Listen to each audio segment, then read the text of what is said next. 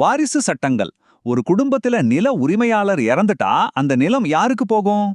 நான் உங்ககிட்டயே நேரடியா ஒரு கேள்வி கேட்கறேன். கிராமங்கள்ல நிறைய பார்த்திருப்போம். என் தாத்தா சொத்து எனக்குத்தான்ப்பா சொந்தம் அப்படின்னு பேரன்கள் சண்டைக்கு போவாங்க. உண்மையிலே தாத்தாவோட நிலத்துல பேரனுக்கு முதல் உரிமை இருக்கா என்ன? சட்டப்படியான உண்மையை சொல்லணும்னா பேரை நேரடியா எந்த உரிமையும் அப்படி கேட்டுற முடியாதுங்க.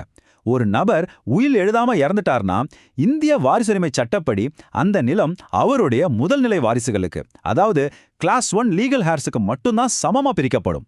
தாத்தா உயிரோட இருக்கும்போதோ இல்ல அப்பா உயிரோட இருக்கும்போதோ பேரனுக்கு அந்த நிலத்துல எந்த ஒரு நேரடி உரிமையும் கிடையாது அப்படிங்கறது ரொம்ப தெளிவா புரிஞ்சுக்கோங்க.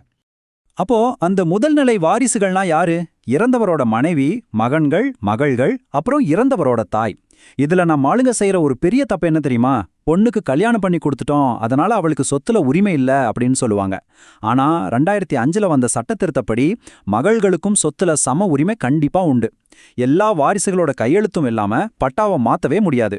போரி வாரிசு சான்றிதழ் கொடுத்து பட்டா மாத்தினா கிரிமினல் கேஸ் பாஞ்சி நேரா ஜெயிலுக்கு தான் போடணும், பாத்துக்கோங்க.